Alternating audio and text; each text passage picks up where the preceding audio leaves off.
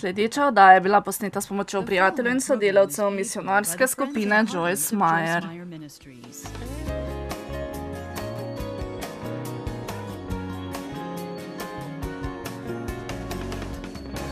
Oče, zahvaljujem se ti za tvojo besedo. Željno pričakujemo, kaj nam imaš danes zapovedati. Tako lahko rastemo na poti s tabo in se veselimo tega potovanja. Hvala ti.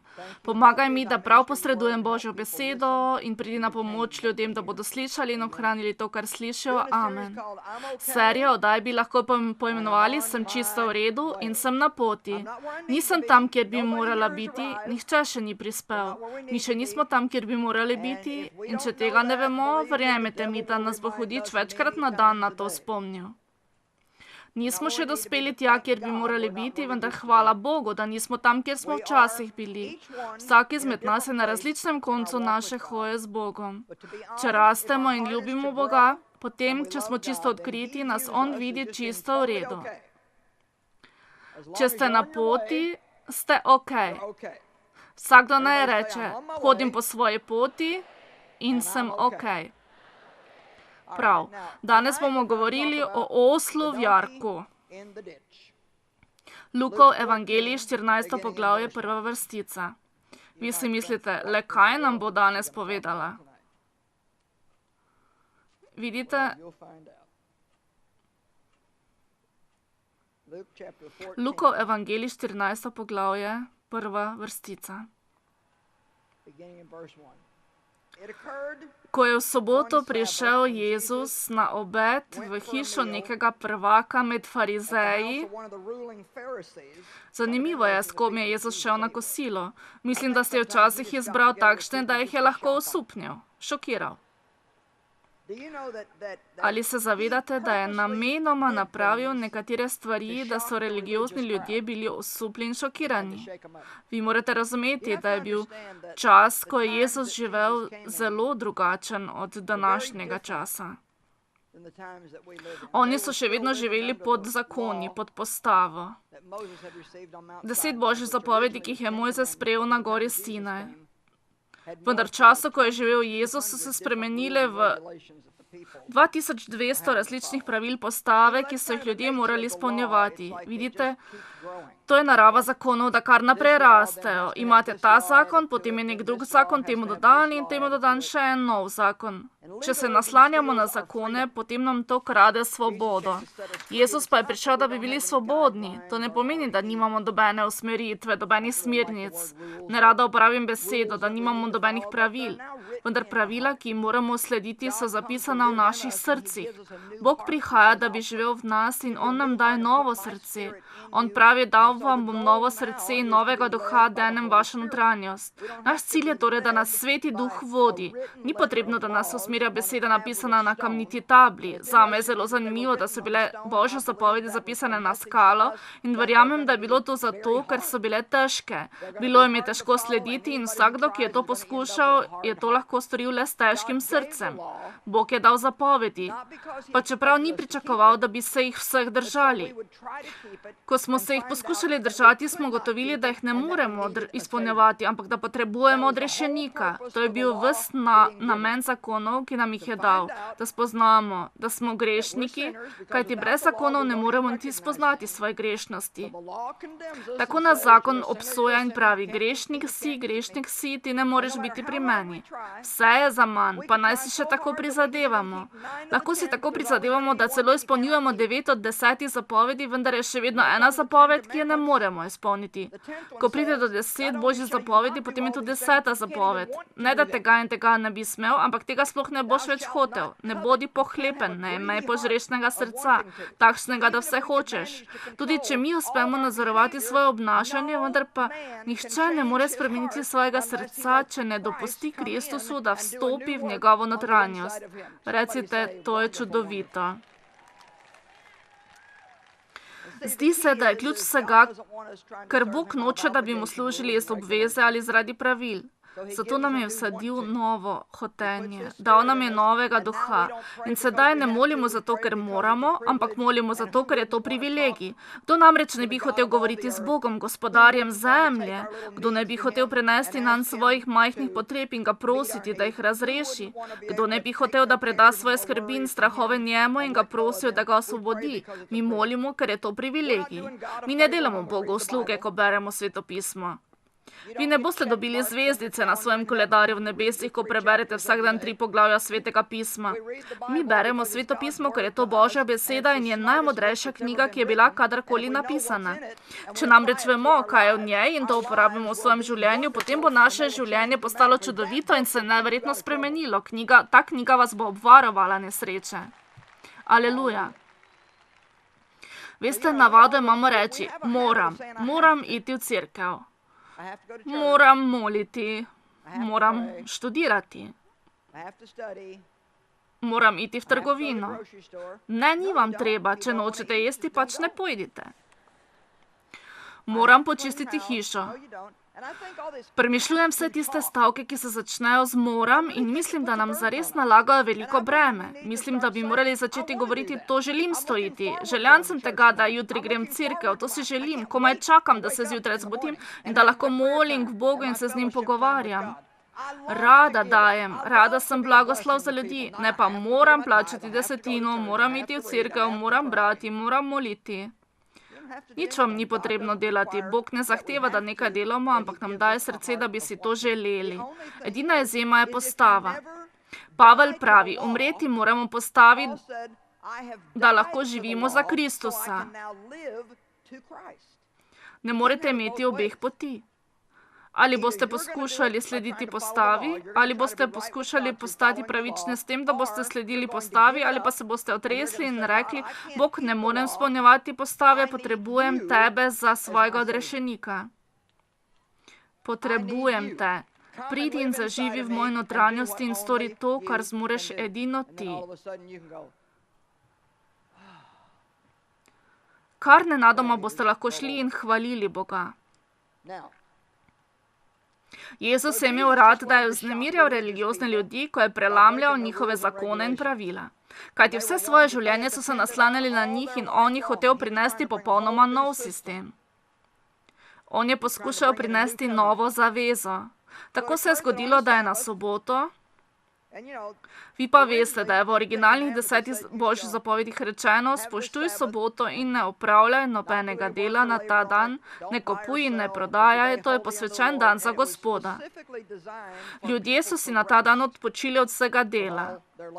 Vendar se vse skupaj spremenilo v nekaj, kar jim ni dopuščalo storiti čisto nič na ta dan.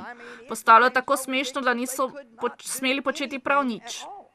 Prišlo je tako daleč, da so celo mislili, da ne smejo storiti nič dobrega na sobotni dan in da bi to bilo narobe.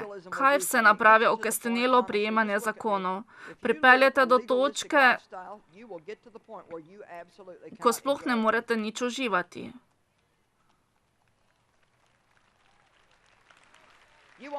Poglejte mene, ne boste se morali ničesar veseliti. Kajti vse, kar poskušate storiti, vam hudič šepeta, da je še veliko več dela za postoriti. Tako se nimate pravice veseliti, dokler vse to ni storjeno. Še vedno je ena druga stvar, ki je nekje niste prav storili in zaradi tega nimate nobene pravice, da bi bili lahko veseli, dokler vse ni storjeno. Vendar je neka druga stvar. Torej, Jezus se je napotil in jedel s farizeji. Mislim, da je imel poseben namen, ko je odšel do njih. Oni so ga podrobno opazovali. Kajti vidite, to delajo farizeji. Vedno vas opazujejo. Pred njim pa je bil človek, ki je imel vodenico. Jezus pa je vprašal učenike ali farizeje, ali je dovoljeno v soboto ozdravljati ali ne. Vendar so bili tiho. On pa je vzel njegovo roko in ga ozdravil. Njim pa je rekel, komu izmed vas bo sin ali volk padel v vodnjak in ga ne bo takoj na sobotni dan potegnil ven? In na to mu niso mogli odgovoriti. Kaj se zgodi, če osel pade v jarek? Jezus ga potegne ven. Mi vsi smo osli, ki pademo pogosto v jarek. In smo lahko gotovi, da bo on prišel in nas bo potegnil ven. Naj vam nekaj povem, Bog vam bo pomagal. Ni pomembno, kako velik podlež ste bili, kolikokrat ste padli v jarek, vendar vas bo Bog dosegal tam doli in vas bo vedno znova potegnil ven, če ga boste le prosili. In tako vas bo potegnil vedno znova in znova.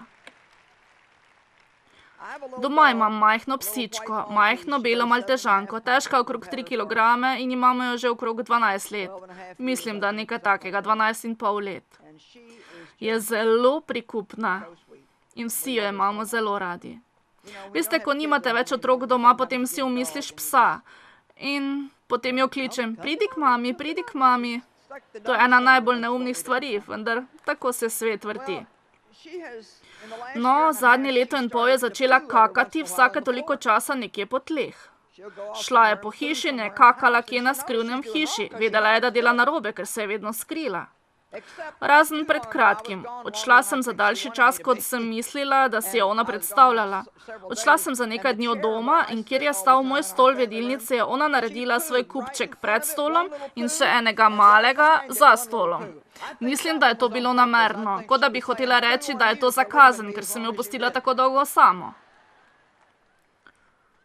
Takšna je torej stvar. Ona naredi tisti majhen kupček, 2 ali 3 tedne mir, nato bo zopet naredila svoj kakec. Našli ga bomo kje v skritem delu kopalnice. Zadnjič je bila zelo pogumna, se je odšla v Davidovo pisarno in kakala prav na sredo sobe. To se ne dela. Vendar stvar je taka, no, če tudi ona od časa do časa kaka na tla, se je jaz ne bom znebila.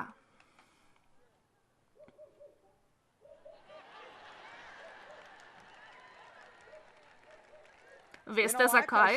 Ker ona je moj pes. In če moram počistiti za njo vsake toliko časa, bom to storila. Saj so kakci majhni, ni tako težko. Mislila sem si, da bi to lahko bil dober primer za nas, da bi se zavedali, ko mora Bog vsake toliko časa počistiti za nami. On nas še vedno ljubi. On vas ne bo zavrgal med nič vredneže in se vas odkrižal.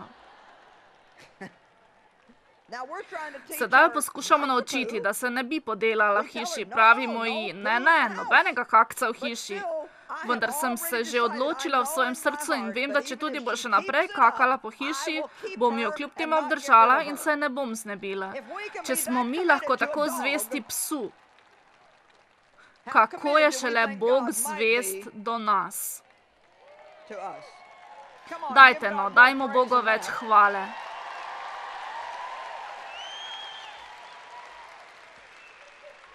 Rekli mi boste, veš kaj, Joyce, mogoče bodo kakšni religiozni ljudje, ki si bodo mislili, no, da ne moreš kar govoriti ljudem, naj kakajo naokrog in potem bo Bog počistil.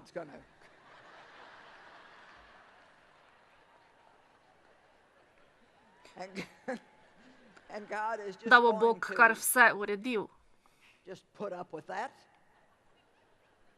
No, veste, zakaj vam lahko to govorim? Povedala vam vzrok svojega govorjenja. Ker sem dovolj pogumna, da vam to povem, zato ker verjamem, da vi ne iščete le nekega opravičila za svoje grehe. Vidite, jaz verjamem, da vi nočete grešiti. Trdno verjamem, da želite delati to, kar je prav. Vi želite, da bi bil Bog ponosen na vas. Vi hočete napraviti vse, kar morete, da bi mu ugajali. In ker sama vem, da hočete delati, kar je prav, vem, da Bog vidi v vaša srca. Zaradi tega nas bo tudi očistil, ko napravimo napake in nas bo dosegal v jarku ali v vodnjaku, če pademo noter. Potegnil nas bo ven in nas bo privedel do nove zmage. Bog ne bo obupal nad vami. Amen. Aleluja. Sedaj bom prebrala nekaj vrstic iz Matejevega evangelija. Vmes pa malo razložila. Matej 12:1. V tistem času je šel Jezus soboto skozi žitna polja. Njegovi učenci so postali lačni, začeli so smukati klasje in jesti. Spomnite se, da smo prišli do vprašanja sobotnega dne, ko nisi smel početi ničesar. Po postavi, niti če si bil lačen, nisi smel iti ven na polje in pobrati zrnje. Moral bi ostati lačen, ker bi si moral dan prej pripraviti hrano za sobotni dan. Če pa tega nisi pripravil iz kakšnega razloga in si bil zunaj nekje lačen, je bilo težko zate. Po zakonu si moral ostati lačen, ker je ta dan bila sobota. Tak je bil zakon. No, vendar oni so izvzeli to, za kar je Bog namenil soboto iz konteksta. Jezus pa jih je s tem hotel nekoliko stresti. Ko so farizeji to videli, so mu rekli: Poglej, tvoji učenci delajo to, kar soboto ni dovoljeno delati. On pa jim je rekel: Ali niste brali, kaj je storil kralj David, ko je postal lačen, sam in tisti, ki so bili z njim, kako so stopili v Božjo hišo in so jedli posvečene hlebe, ki jih ni bilo dovoljeno jesti njemu in njegovim spremljevalcem, ampak samo duhovnikom. Torej hlebci v templju. Po zakonu, po postavi so bili ti hlebci za duhovnike in zakon je bil, da samo duhovniki lahko jedo te hlebce. Nihče drugih ni smel jesti. Vendar, ko so Davidovi možje bili zunaj v boju, so postali lačni in Jezus je spomnil farizeje: Ali se ne spominjate, da je David pristopil k templju in so jedli posvečene hlebce, ki jih ni bilo dovoljeno jesti? Mar niste brali v postavi, da duhovniki ob sobotah v templju skrunijo soboto in so vendar brez krivde?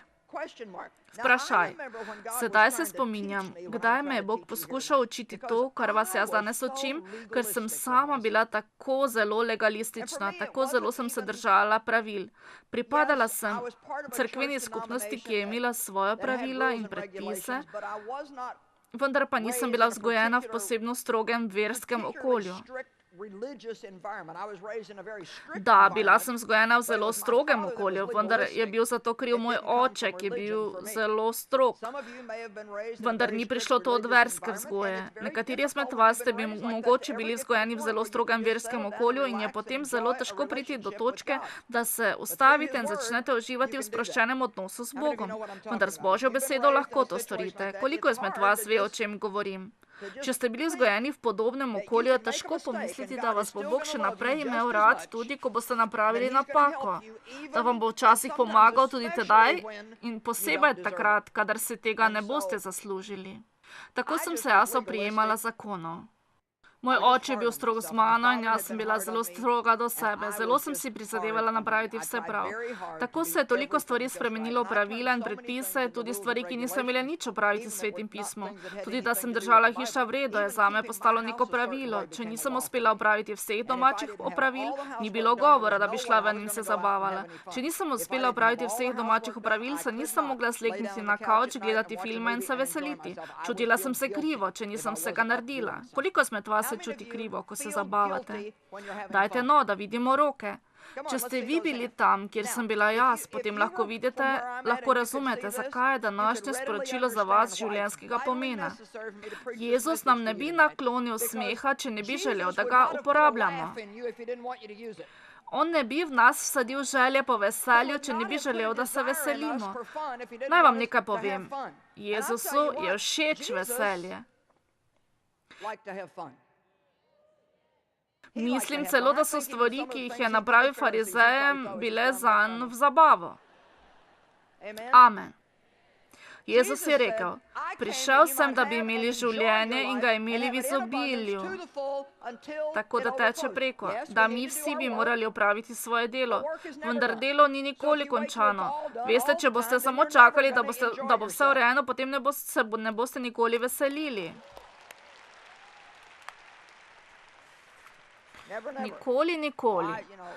Tako sem se oprijemala pravil, da sem zaradi tega trpela. Veste, kaj se zgodi, ko ste enkrat tako navezani na pravila in s tem nasilni do sebe? Postanete trdi do kogarkoli drugega. Stroga sem bila s svojimi otroki. Nisem jih izrabljala, vendar sem se do njih vedla trdo. Pojdi se igrat. Počisti to nesnago, zakaj imaš vse igrače zunaj? Nisem vedela, kakšno igro naj bi se igrali, vendar nisem hotela, da bi imeli igrače zunaj, da bi se igrali. Nesi ven te smeti, daj no, hitro, nesi jih ven. Bolj, ko ste usmiljeni s sabo, bolj se naučite sprejemati Božjo milost in bolj boste tudi usmiljeni do drugih ljudi. Dajte no. Ljudem moramo pokazati usmiljenje. Ko mi je Bog pokazal iz Matejevega evangelija 12. poglavje, ga nisem razumela. V redu, oni so pobirali pšenične klase, jedli so kruh, ki ga ne bi smeli jesti. Zakaj mi vedno znova daješ brati ta odlomek? Ne razumem. Ko sem prišla do stavka, da so prelomili postavo, pa so vendar bili brez krivde, je moj majhen razum zablokiral. Kako je mogoče napraviti napačno stvar in še vedno biti brez krivde? Ker sem se sama za vsako najmanjšo stvar, ki sem jo naredila narobe, čutila krivo in še enkrat krivo. Koliko izmed vas izkuša veliko več krivde, kot bi jo morali? Vidite, poglejte okrog sebe, polna dvorana problemov. Ljudje, ki gledajo to po televiziji, cel svet problemov. Krivda in obsodba je zelo, zelo velik problem. Sedaj vam bom nekaj povedala. In to bo tako razjezilo hudiča, ko vam to povem. Ali ste pripravljeni? To vam povem samo zaradi tega, ker če to lahko Bog napravi zame, potem lahko tudi za vas. Krivda je bila moja največja težava, težava številka 1. Najprej zaradi dejstva, ker me je oče spolno zlorabil. Ob določenem trenutku sem se zaprla vase in sem mislila, da je nekaj narobe z mano, da se on tako obnaša. Tako je moja narava bila osnovana na sramu. Slabo sem se počutila o sebi. V moje glavi se je vrtela plošča neprestano, kaj je narobe z mano, kaj je narobe z mano. Počutila sem se krivo. Ko sem stopila v oseben odnos z Bogom, so se stvari malo izboljšale, vendar sem se še vedno čutila krivo in to ves čas. Vendar sem se sedaj čutila krivo zaradi novih stvari. Bog pa je deloval in me oblikoval, kar ni bilo lahko in je vzelo precej časa, zaradi tega verjamem, da vaš proces lahko nekoliko pospešimo. Po pravici vam povem in mislim, da ne bo zvenelo prevzetno. Sedaj se skoraj nikoli več ne počutim krivo.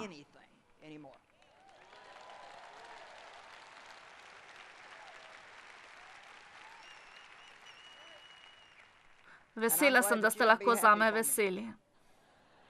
In jaz si želim istega občutka za vas, za vsakega posameznika. Vi boste mogoče rekli, no, kakšna kristjanka pa sploh si. Mislim, da sem iz nove zaveze, končno, slavljen bodi Gospod. Kar vi vidite, da imamo veliko novozaveznih kristjanov, ki še vedno živijo pod staro zavezo. Tega Bog noče za vas. Umrli smo postavi, da lahko živimo v Kristusu. Rekli boste, dobro, vendar kaj pa storiš, ko grešiš? Boga prosim za odpuščanje. Ko ga prejmem, grem naprej. No, dobro.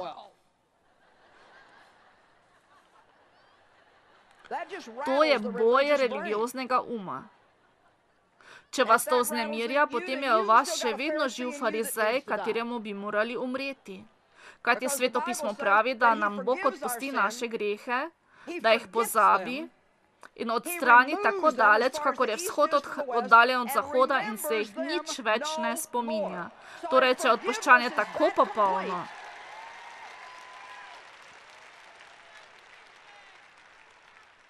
Nikoli ne pozabim, kadar se počutim kriva glede česa, kar sem storila in potem se vlačim ves dan okrog in se počutim tako slabo. Po pravici vam povem, da slišim v svojem srcu Svetega Duha. Ali bi mi naredila uslugo in šla preko tega končno? Kajti odkrito ti povem, da si mi popolnoma nekoristna v takšnem stanju.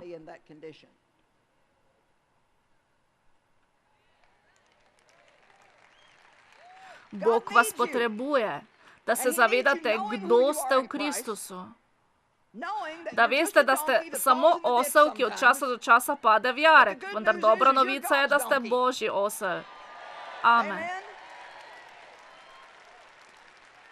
Veste, rada bi, da bi on vzel kakšen drug primer. Da bi uporabil, na primer, leva, tigra ali medveda. Vendar ne, on je izbral osla in ovco. Neumne živali.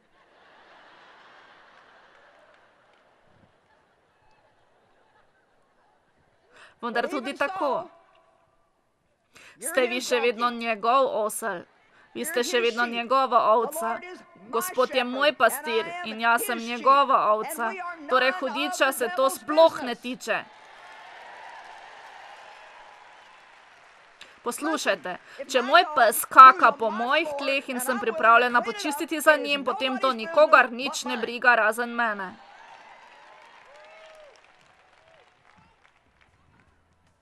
Zelo zanimivo bo gledati to sporočilo, ko bo na televiziji.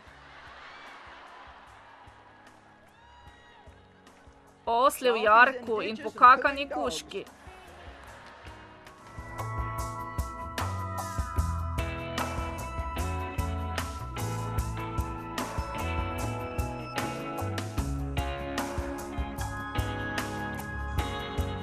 Predvajana oddaja je bila plačana s strani prijateljev in sodelavcev misijonarske skupine Joyce Meyer.